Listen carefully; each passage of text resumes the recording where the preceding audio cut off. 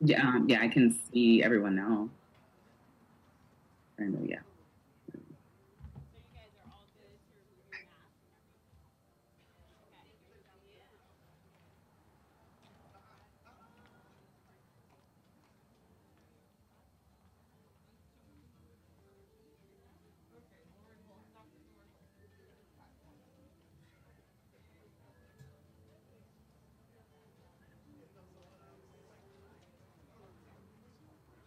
That's just a little bit to the right. I guess that's as much as I'm going to be able to see of this of all the chairs.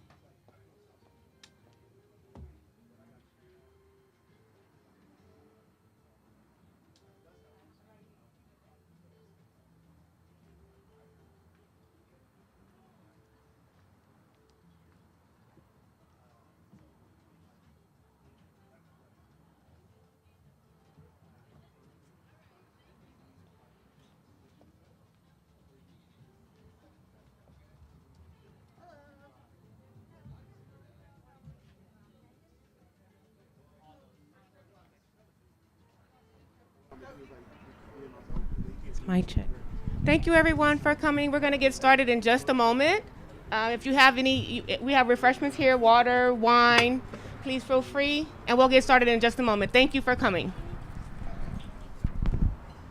You got me sitting next to you. Okay. Okay. Okay. You look fabulous. Thank you. That's so welcome. Sweet. You're welcome. No, I just said it's great. I'm sitting next to Kelly. We'll try not to act up. Okay. Thank you. So I was like, that's so nice. Okay. My little care package. Yes. Yes. I want to make sure. Anything I had to get in here. Okay. Okay. I promise you, if I had it, I could. If I had it, I would give it. She's gonna take me down. If I had it. Okay, everyone, put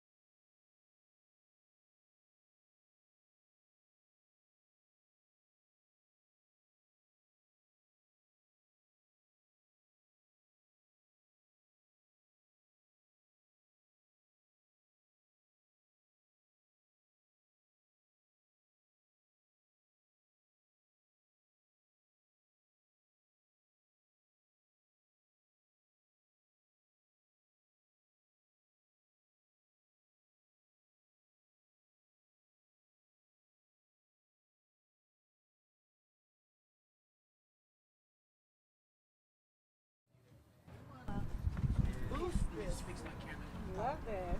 You guys want to put your flower on the ground? Oh, okay. And I'll take these. Sorry. Thank you. All right.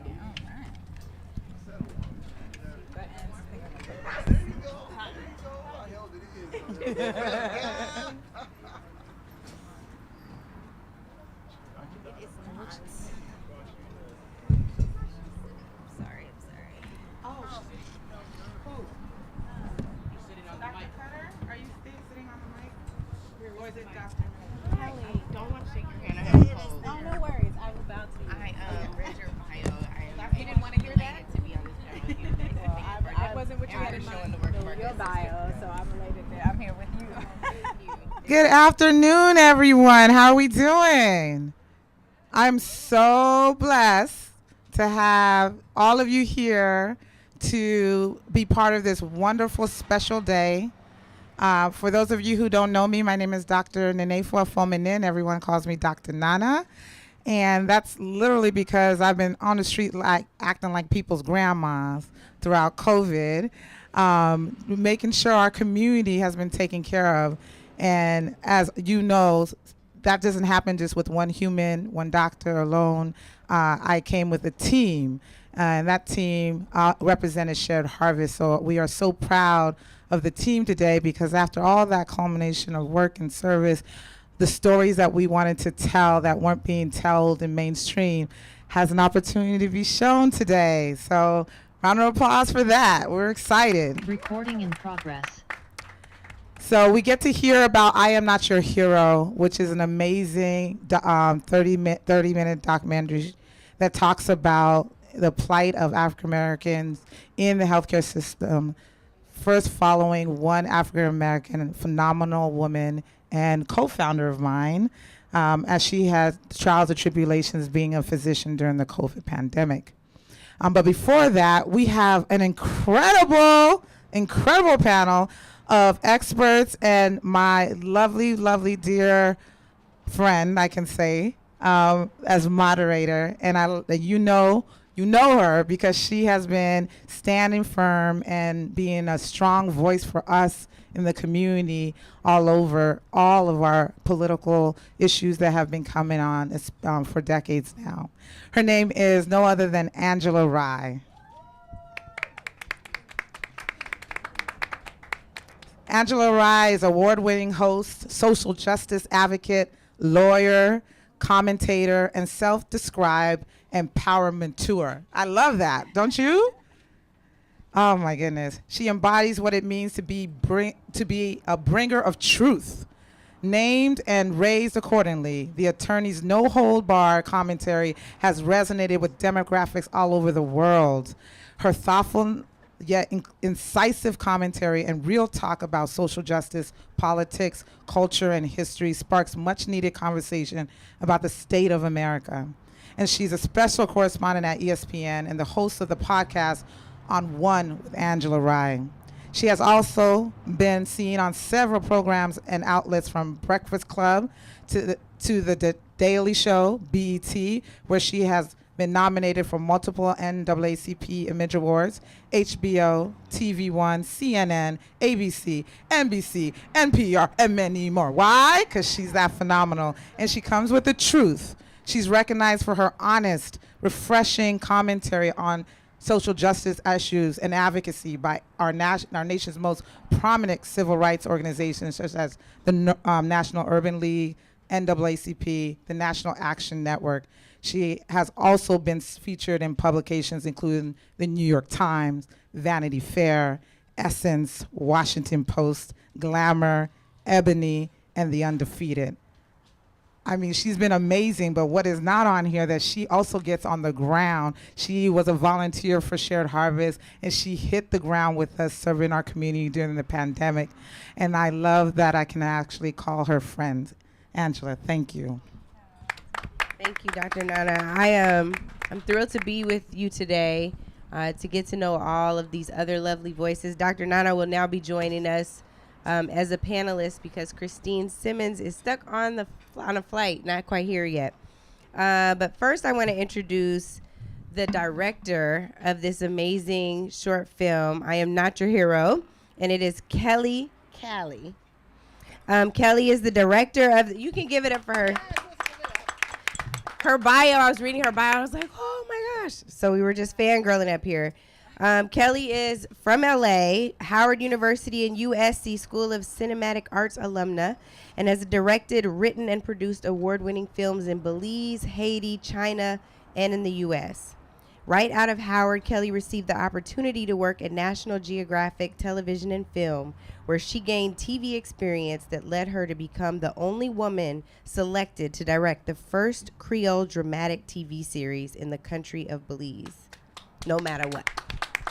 She later won the Paul Robeson Award for her work. Most recently, she was selected as a recipient of the 2021 Academy Gold Fellowship for Women in Directing.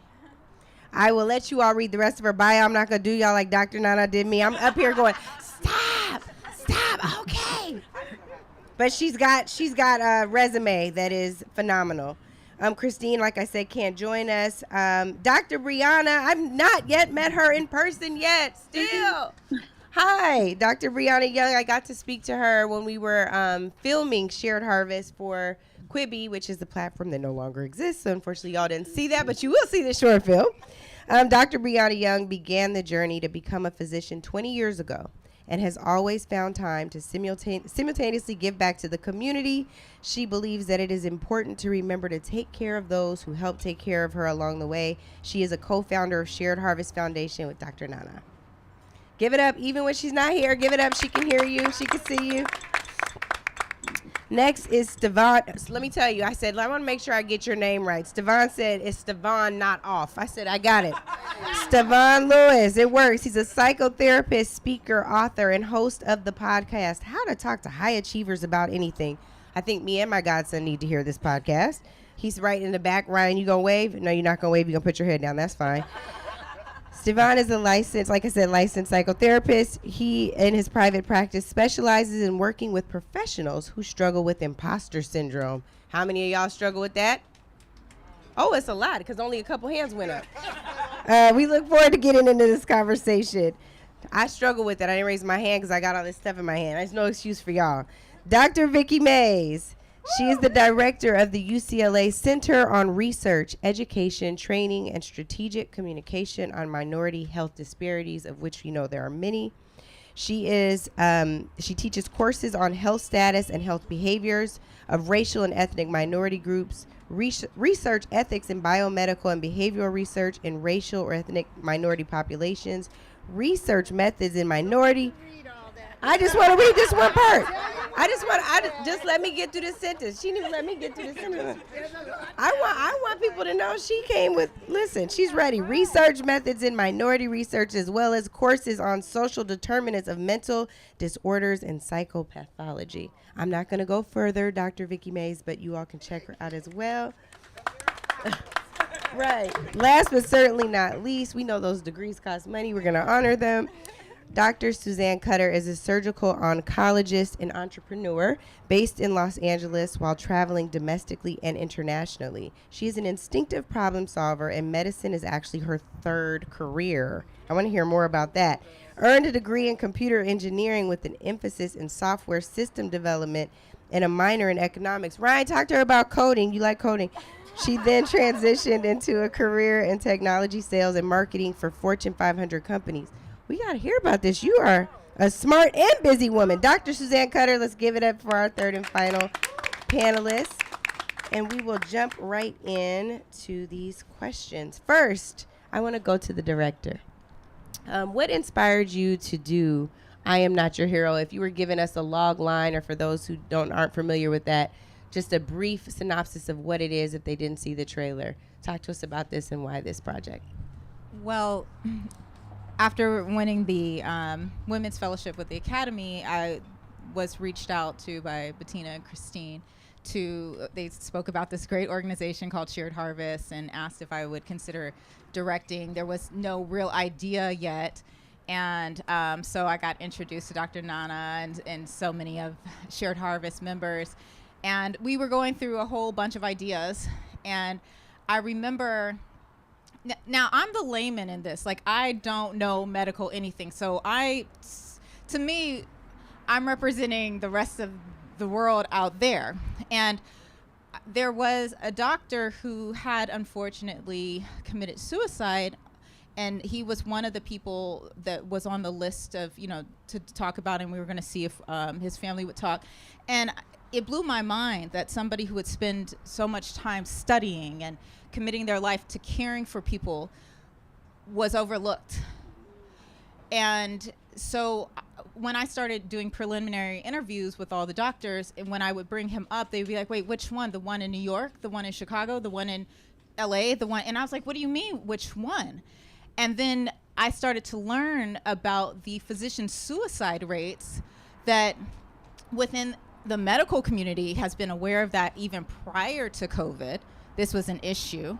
But the laymen who just go in for a checkup and then live our lives have no clue that there are suicides of physicians every single day.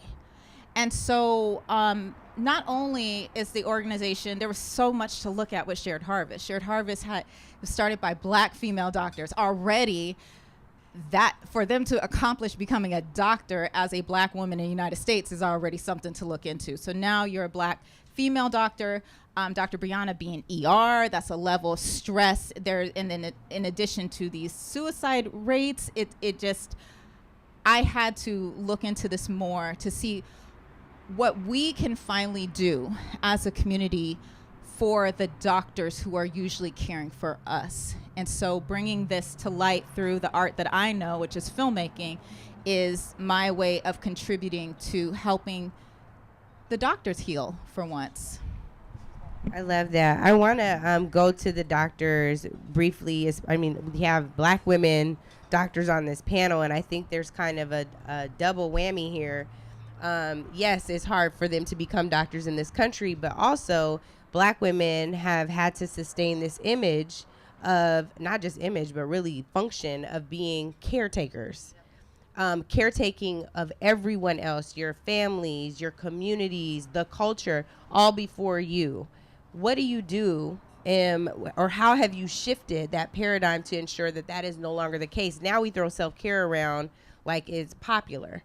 But how have you really embodied that so that what Kelly is talking about doesn't become your story? You're not another statistic. Your friends that you went to med school with aren't statistics. No, I can go to any of you. Dr. Nana, I'll start with you. Well, I think the most important thing is the village for us. Like you had mentioned, I grew up in the world of, history where I was reading Du Bois. I understood how to wear the mask. I understood when to take it on, put it on, and do it and represent for my community, and then when to take it off. And when you get to different levels of education, it becomes harder, right? For some of us, we just forget to take off the mask, and it just becomes a part of your face, and you don't realize how hard it has become for you to assimilate that you just become that thing, right? And then for some of us, like myself, you resist it, and you come on with a lot of opposition, or you're taught to that you're too aggressive, or you're not focused. You're not focused on what. I'm very focused on my community. I'm not focused on your agenda for my community.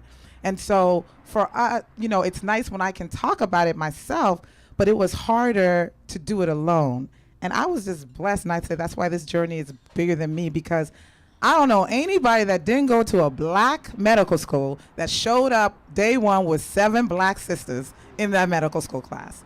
And that was us. And we were blessed. And to this day, decades later, we are still the same ladies who started on day one looking at somebody side-eyed and said, okay, we gonna work together. We made a club like we were in high school. This is go hard or go home. You're gonna see it in the doc, I think too. That, yes. And so that's, I think, for, to answer your question, it really is about finding your community and be totally vulnerable and honest when you're in that community, so they can lift you up when you're down and you're not sitting there in isolation. Yeah. That's so good. Dr. Brianna, I'll go to you. Hi. Hi. Did you hear the question? Oh, I can piggyback off that. I think Perfect. Dr. Nana said it perfectly. You know, we're here almost 20 years later, still as each other's support system. I think that leads into one of the reasons of why I decided to do this. As a person who's fairly private, Kelly will tell you that it was hard to get me on camera and not being super nervous, but they made it amazing. But one of the things is just making sure that we show and we peel back the mask, as Dr. Nana was saying, when it comes to what it's like to be both a woman and a person of color in medicine. And you'll see just throughout the film just who we are as people, but how we engage, how we use our village, how we put on the hats of both being physicians, being mothers, because you still have to do that, being wives. So all of those things become important. I think it's just going to be something that you guys will enjoy seeing for sure. Thanks, Dr. Brianna. Dr. Vicky, Dr. Suzanne, either of you want to chime in here? I can chime in. I don't mind doing that. You know, self-care is really important. And I think you're right. There is some type of socialization that does make it a little bit remote from, you know, certain segments of the population. And I think for me, you know, I was doing my research fellowship in New York. I went from my hometown in Ohio to, you know, 3 big cities, Chicago, New York, LA, as I went through my travels and my training. And it was my lab director that told me, you need to be selfish, you know, to a certain extent. And I think we need to learn that it's not selfish from the standpoint of against anyone, it's in favor of self. And what I took away from that is there's these decision points, these inflection points, not just, you know, in different seasons of your life, but sometimes it's day to day, moment by moment, you know, where you have to decide, what am I going to do next? You know, I had an 8-hour surgery on Wednesday, after which I had to lead a Zoom. And so, you know, go around in the ICU and I get home at 1:30. So the decision is in the morning. And when the decision is, well, what do I do next? And I said, I have to take care of myself. So no matter what I still have on my to-do list, it's time to rest, right? It's time to recharge. Or sometimes it's as simple as, what should I get involved in? So one of the things that we didn't talk about is one of the reasons why I accepted, you know, coming up on this panel is I happen to be the president of the Charles R. Drew Medical Society. And that is the Los Angeles affiliate of the NMA, which is the National Medical Association. This is the largest African-American physician organization in the world. And so what we try to do in the medical society is advocate for physicians, but not just so much in terms of, hey, you need more patients, but let's learn how to run your businesses. That's advocating for self.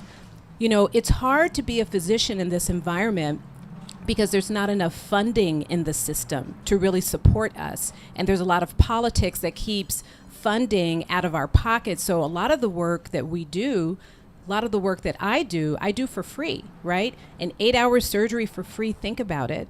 So it's important to understand that there's a lot of dedication to the community that you have in front of you on this panel and the other people in medicine. So I think it's wonderful that Shared Harvest decided to explore this and really kind of show what it's like to live day to day. So I just wanted to share those pieces with you. Thank you. Thank you so much. I think I'm going to start where you did, which is to talk about the importance of a village. But I want to talk about self-care a little differently, because a lot of people, as soon as we say self-care, I'm going to the spa. Yeah, exactly. It's the spa. It's the girls' day. I'm a black woman. And self-care often means being accountable. And self-care often also means I spend time. You know, my friends are really good because they're like, hey, you're working too much. We haven't seen you. Hey, you know, and it's that kind of getting together. For me, it isn't a spa day. It is a nourishment day. And I think part of what we have to do is to realize, don't let people define what your self-care is. Because sometimes that 8-hour surgery, what we know we could do is what somebody else couldn't do. And we sometimes know what that giving means in terms of that difference. And that I can go home and lay my head down and be, you know, very content, whereas somebody else doesn't have that. So sometimes in our giving and giving back, we have ancestors that died for us to be able to be what we are and do what we do. So sometimes self-care really is giving back and doing it very unselfishly. Doing surgery that many hours, not paid, that's dedication. And but it really is a sense of, as you're doing it, you had a purpose, you had an intention, and it means that you know where your place is in the village, which is we laugh, we play, we love, but at the same time we work. Because for us, everybody being better does make us feel better. So we're selfish in a very different way, but it's keeping each other also accountable to make sure that nobody does go off and have, commit suicide and have all of these things where I was laughing and grinning in your face and you were that lonely. Yeah. Accountability says you look beyond just that smile and that wait, you're not playing hard enough with us today. What's up? What's on your mind? That's accountability. One thing, Stevon, that I wish that I didn't do is jump right from folks working to dying by suicide, because there's a whole lot in between there. And I think one of the things that we forget, and maybe it's for lack of time, because like we said, self-care could look like going to do an 8-hour surgery. Not to me, I understand. But we just are not conditioned to even see the signs of, someone might be dealing with functional depression, or someone might be dealing with high levels of anxiety, or, whatever it is. What are some of the things that you can tell us to look out for? I imagine as you talk about overachievers, that there may be a few that are in the medical profession.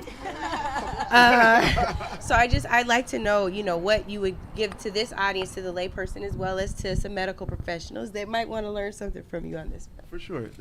The hard thing is that for high achievers and, on the panel, it's really good at hiding it. Like experts in, what you do for a living, but also in hiding your feelings and your emotions. And so I think, part of what I've learned is that there is a level of shame around kind of rest, or that we say self-care, we don't want to be selfish, but it kind of has to be, right? And I don't think that oftentimes we embrace that piece. And so like when I'm working with someone, I am absolutely kind of forcing them to become more aware of their emotions and their feelings, and owning it, and like kind of putting the humanity back in. Yes, you should not be okay right now, and that's appropriate, right? You did 8 hours. You also had to do a Zoom after that. You woke up early to get there. You're staying up late, didn't make it home to 1:30. And you're like, yeah, I should be fine so I can show up for everybody else. And I'm like, how, Sway? Like, how should you be able to do that? Because you just did all of this other stuff. And I think that like we put, as helpers, we put ourselves second. And it's hard for us to kind of, one, allow others to help in, because it's not like I don't want to say we take on the superhero kind of mantle, but there's a point of where we are required to show up for others. Like that's part of our profession. But also like, how do we let others show up for us, and how do we show up for ourselves? And I think that's kind of the disconnect. And so we're really good at hiding it. But I would say for like the layperson, or, friends of folks like you guys, is to really kind of just, ask in, check, keep checking. I know that it may sound like a broken record, and we always say check on our strong friend, but just, reach out. How are you doing? How's it going? Maybe just going to have coffee or have lunch will be helpful. I have friends that I'm close to that are really good at masking it, and as black men, very, very good at masking their emotions. So something I might do is just we go to lunch. And I don't know if they're really absolutely going on with something or struggling with something, but what we'll do is I know that in my interaction with them, we got something out of that. And so it's just, how do you kind of show up and give to, and we talk about that community, how do we show up and give to those that are in our lives that we know are doing amazing things that we're watching? Kind of to that point, and it's funny to be on a panel, we're talking about I Am Not Your Hero, and during COVID, Dr. Nana became a hero to me. Learning her story, understanding like how many hours you're putting into emergency room, issues, and then going out to the community like, I'm gonna give y'all COVID tests. I'm gonna make sure that you all are vaccinated. I don't know when you slept. That's kind of why I wanted you to hear this. Still trying to find it. Kind of why. So as a question, I was like, right? But also recognizing that, heroes wear hospital scrubs, and heroes, come around and pick up the trash. Heroes come around and ask you how you're doing. Heroes may be delivering, the sermons at your church homes. But at the same time, we don't want you to have to carry the heavy mantle of a hero. So I'd like to know, Dr. Nana, as someone who, just rolled up your sleeves and made sure that you could fight a pandemic that was raging, what would you tell someone else that they can do to serve their community? It doesn't have to be in the field of medicine, but what else can they do? I think you hit it in one of the examples with the hero is actually talk to each other, build relationships. We started with a staff of 2.5, and it turned into like a staff of 13. But that 2.5, we saw 800 people, and those 2.5 people said hi, talked to everyone, and it was tiring. But there's something about that relationship when you just start, so how you doing? And have that conversation even just lifts you up, I think that for me, I tell people all the time, doing my COVID MD saved my life, because what I saw in the hospital, I felt helpless. And being able to get out and see that, yes, even the small thing is going to make a difference. And then the ripple effect of it, and how many people caught the fire to do it as well. So for me, that's how I did it. I was really fueled by the community around me, and my co-founders, they ride or die. I want to get into something that is very familiar with us, a kitchen table issue for all of us. I wish there were some white folks out here today, but bear with me. Oh, hi, ally. We're so grateful to see you. But we're just gonna jump right into racism, which we saw front and center in a lot of ways with the COVID pandemic. We started talking about we were dealing with a double or triple pandemic. We know that just recently, law enforcement in LA killed another black man, Keenan, God rest his soul. But I want to talk briefly about what COVID put on display, and nobody could go anywhere. You had to face it. We were all stuck in our homes. The disparities that exist in health, Dr. Vicky, I want to come to you, that exist in health that you all have been talking about, have been researching for years, papers that should have been lifted up, exalted, awarded, were not. But all of a sudden, people couldn't turn a blind eye to it, just like they couldn't turn a blind eye to George Floyd. So I want to talk about some of the ways in which COVID shined a light on the disparities that you've worked so hard in your career to highlight. One of the things that, and if you didn't know, I'm at UCLA, one of the things is during the time of COVID, we continued to try and teach. And my colleagues never would listen to me when I said there were certain things we needed. When you're sitting on Zoom and you see the students out in their home, and you see they're sharing a bedroom with 2 other kids, you see them trying to learn and somebody's running through the house, I said, you have never understood what it's like for us to have to teach our children. And then they understood. They were trying to give these, I'll be nice, assignments, I'll say. And it's like kids trying to do it on their phone. And it's like, this is not coming up right. I said, I've been telling you all, everybody don't have iPhones and computers that you have. And Wi-Fi. We literally, one of the things I had to get them to do is they had to buy, we called it little MiFi, things that they gave the students in order for them to have Wi-Fi, in order for them to do their education. There were students previous to that were sitting in McDonald's parking lot using Wi-Fi. And it's like we had to shed a light on what disparities look like. You're just waiting for somebody to roll up into the hospital, and that's a disparity if they don't get this. I'm like, you're doing it every day when you don't understand how it is that we are in our communities, and you don't understand the energy and time that we need to make sure that, we will become the next generation of physicians and pharmacists and all that. So they had to really look at how education is delivered. They really had to look at what resources are necessary resources and who has them and who doesn't. So we were able to move from this worrying about the disease to worrying about the context that supports the occurrence of the disease. And so that's what I think COVID was able to shine a light on. And then the other thing, your racism, as deep as it is, If you don't help other people also get vaccinated, tested, etc., you're at risk. So keep playing the game the way you want to play the game. You will get brought down because it's like people had to go to work. And so they're coming into work and they have to take they have all these things that you think are irrelevant to you. They began to understand, I need to pay attention to whether we have bus service. Why? People couldn't get to their house to do their work. You know, they were like, wear your mask, but I want you out there doing the garden and doing this and doing that. And suddenly it's like, I can't get there. I can't, you know. And so there is a different vision. I just don't trust whether there's going to be a different behavior and outcome yet. But we'll see. That is so powerful. Dr. Brianna, I want to come to you because what Dr. Vicky just mentioned, even about it became a necessity for people to be tested, to be vaccinated. That was a core mission of what My COVID MD was doing. Talk about how, even Dr. Nana mentioned in the emergency room, starting to feel helpless and needing to do something. Talk about how culture, I don't have no time left, but I'm still going to ask you this question. Talk about how culture and what it means to serve the community really buoyed the work that you all were doing. I think to just piggyback on what was just said, we understand that the limitations exist, that we can't say stay at home and isolate, right? You know, everybody sit in your own room and you should isolate when you have COVID. That's often not possible for many of the people that we serve in the community, right?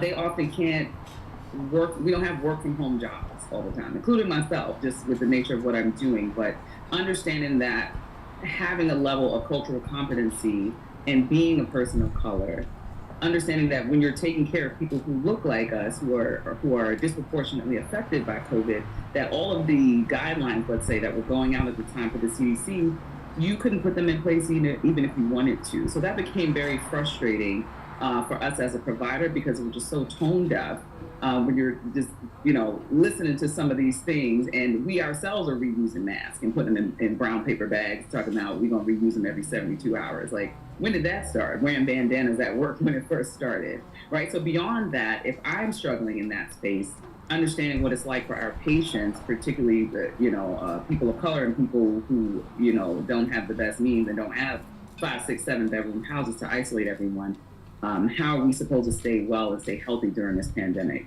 Access to testing, everybody, you know, if you care less, you can get a test anywhere now. But that was a huge point of fear, a lot of misunderstanding, just getting that information to people, getting access to that information, particularly when you don't have Wi-Fi and you can't get in to see a doctor, you may not have a medical home. There's just so many layers that we had to focus on when it came to being providers during the COVID pandemic, that I think, you know, unless you have that level of cultural awareness and familiarity, you don't understand how to deliver the appropriate information and how that's going to come across to people from different backgrounds, particularly people of color. Thanks, Dr. Brianna. I'm going to go really quickly to Dr. Suzanne Cutter to wrap up on this question, and then I would like for Kelly to talk about why people must see this film. Stevan, I'm going to have you tell us some tips that we should take with us that we would get if we were your patients, but you're going to give us some freebies because reparations, Black History Month, and then we'll be done. But I'm reclaiming my extra 2 minutes of time to make sure the panelists have an opportunity to be heard. You know, this topic of disparities is very near and dear to me, particularly from the standpoint, you know, I have to talk about, you know, the things in my field. My 2 fields are surgical oncology and obesity medicine. Why obesity medicine?